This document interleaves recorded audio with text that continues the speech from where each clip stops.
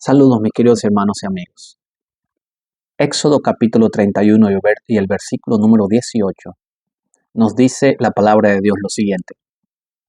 Y dio a Moisés, cuando acabó de hablar con él en el monte Sinaí, 2 tablas del testimonio, tablas de piedra escritas por el dedo de Dios. Los 10 mandamientos de la Biblia versus los 10 mandamientos del catecismo. ¿Son los mismos? Para dar la respuesta tenemos que entonces entender primero quién escribió los 10 mandamientos de la Biblia. A menudo los que se oponen a guardar o observar los 10 mandamientos escritos por el dedo de Dios, que están en la Santa Biblia, dicen que eso los escribió Moisés, que eso era para los judíos, pero la palabra de Dios dice que Moisés solo recibió en tabla de piedra los 10 mandamientos escritos por ambos lados por el dedo de Dios. Lo único que está en la Santa Biblia escrito por el mismo Dios y con el dedo de Dios son los 10 mandamientos. Ahora quiero compartir contigo lo que dice Deuteronomio capítulo 10 y el versículo número 4. Deuteronomio capítulo 10 y el versículo número 4. Hablando Moisés de esa experiencia cuando recibió las tablas de piedra escritas por el dedo de Dios. Lo registra en Deuteronomio capítulo 10, verso 4. Él escribió en las tablas lo mismo que había escrito antes, los 10 mandamientos. No son 9, no son 8, no son 7. No, Dios escribió 10 mandamientos. Y Moisés lo registra nuevamente en el libro de Deuteronomio. Y dice Moisés, 10 mandamientos que Jehová había proclamado en el monte de en medio del fuego el día de la asamblea, y me las entregó Jehová. Entonces me volví, descendí del monte y puse las tablas en el arca que había hecho. Ahí están todavía como Jehová me mandó. La palabra de Dios es muy clara. Dios escribió en tablas de piedra por ambos lados y 2 veces los 10 mandamientos. Son 10 mandamientos. Vamos a leer esos 10 mandamientos. En Éxodo capítulo 20, versículo número 1 dice, habló Dios estas palabras. Nota que la palabra de Dios nos enseña que Dios las habló y después las escribió. Yo soy Jehová tu Dios que te saqué de la tierra de Egipto de casa de servidumbre. Ahora viene el número 2. No tendrás dioses ajenos delante de mí. No te harás imagen ni ninguna semejanza a lo que está arriba en el cielo, ni abajo en la tierra, ni en las aguas debajo de la tierra. No te inclinarás a ellas ni las honrarás, porque yo soy Jehová tu Dios fuerte, celoso, que visito la maldad de los padres sobre los hijos hasta la 3ª y 4ª generación de los que me aborrecen. Y hago misericordia por millares a los que me aman y guardan mis mandamientos. Ahora, leamos el mandamiento número 3. No tomarás el nombre de Jehová tu Dios en vano, porque no dará por inocente Jehová al que tome su nombre en vano. Leamos ahora el 4º mandamiento. Acuérdate del sábado para santificarlo. 6 días trabajarás y harás toda tu obra, pero el 7º día es reposo para Jehová tu Dios. La Biblia especifica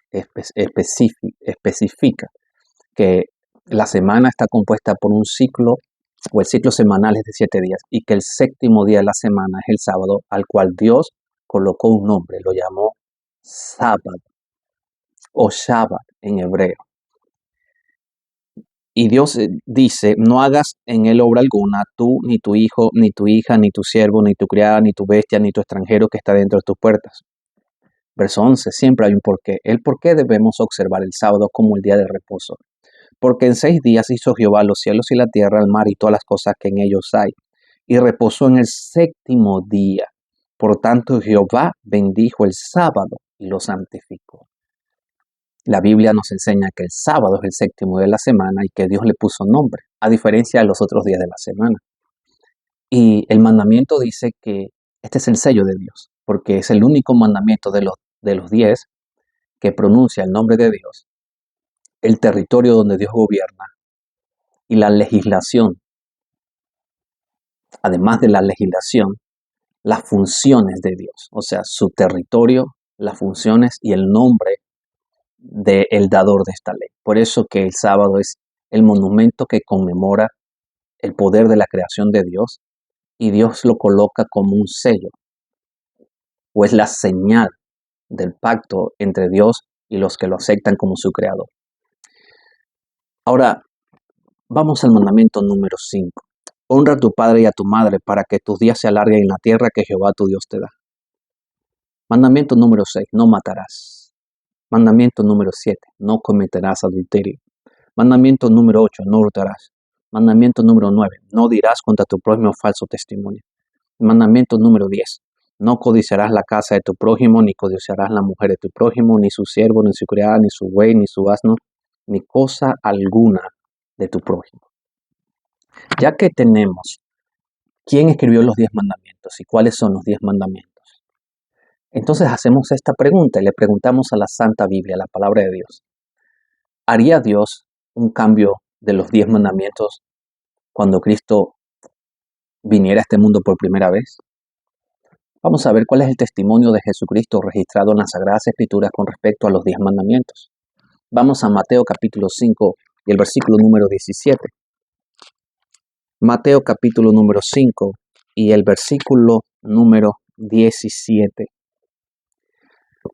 Dice así: Jesús y la ley. No penséis que he venido a abolir la ley o los profetas. Abolir, o sea, no penséis que yo he venido a quitarla, a aniquilar la ley, a hacerla a un lado, a abolirla, destruirla, eliminarla. No penséis que he venido a abolir la ley o los profetas. No he venido a abolir, sino a cumplir. Así que Jesucristo nos dice en su santa palabra que Él vino a este mundo para salvarnos, para enseñarnos el carácter de Dios, reivindicar el carácter de Dios.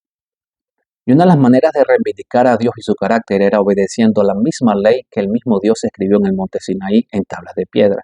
Y Jesús dice, yo no vine a abolir la ley, ni los profetas, vine a cumplir lo que está escrito. No solamente a darnos ejemplos, sino a cumplir todo lo que estaba escrito, inclusive observar los 10 mandamientos. Así que la Biblia, no existe ningún registro en la Biblia donde la Biblia dice que Jesucristo vino a quitar la ley de Dios, a quitar los 10 mandamientos. No, al contrario. En Mateo 5:17 está escrito que Jesús dice, yo no he venido a abolir la ley ni los profetas, yo vine a cumplir. De acuerdo a la Biblia. Entonces, ¿quién iba a cambiar o quién piensa en cambiar la ley de los 10 mandamientos? Porque si bien es cierto que la palabra de Dios nos enseña que Jesús no vino a abolir o a destruir los 10 mandamientos, también la Biblia nos enseña en el libro de Daniel que sí, un imperio en esta tierra que se hace pasar por Dios, un imperio político y religioso, trataría de cambiar los tiempos y la ley. Vamos a Daniel capítulo 7 y el verso número 25. Daniel capítulo número 7 y el versículo número 25. Escucha bien. Hablará palabras contra el Altísimo.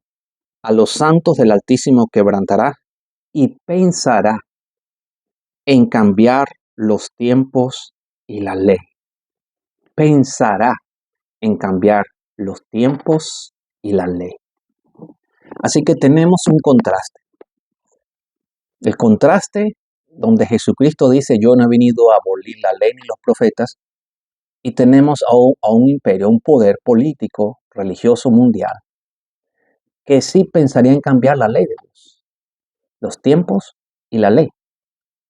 Bastante interesante. Así que eso nos va a dar una respuesta a esta pregunta que estamos haciendo en esta serie de tres estudios bíblicos. Los mandamientos de Dios versus los mandamientos del catecismo.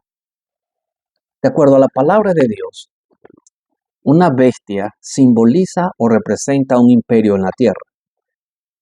O sea que Dios manifiesta los reinos del mundo que tendrían hegemonía mundial y los caracteriza identificándolos o haciendo un paralelismo con bestias. Y en este caso, está hablando de la cuarta bestia o el cuarto reino sobre la tierra. Y este cuarto reino es Roma. En la profecía tenemos la primera bestia o el primer reino. En el libro de Daniel tenemos Babilonia, luego tenemos a los medos y los persas, luego tenemos a Grecia y luego entra Roma. Entonces Roma se caracterizaría por dos etapas. Una etapa que en la estatua de Nabucodonosor está representada por el hierro y los pies mezclado el hierro con el barro. Así que el hierro representa la etapa más longeva, la más larga de lo que nosotros conocemos como la etapa de los césares, de los emperadores.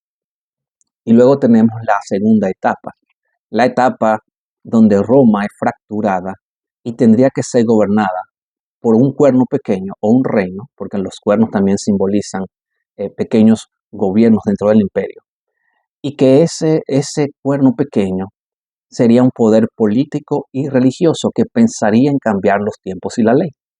Y el versículo 17 de Daniel capítulo 7 nos dice lo siguiente: estas 4 grandes bestias son 4 reyes que se levantarán en la tierra. Y específicamente la cuarta bestia o el cuarto reino que se levantaría en la tierra tiene características. Pensará en cambiar los tiempos y la ley de Dios. Así que con esta introducción, yo quiero que tú te animes y que me puedas seguir en el próximo estudio bíblico de esta sección, donde vamos a ver la segunda parte de este estudio bíblico. Los 10 mandamientos de Dios versus los 10 mandamientos del catecismo. Que el Señor te bendiga.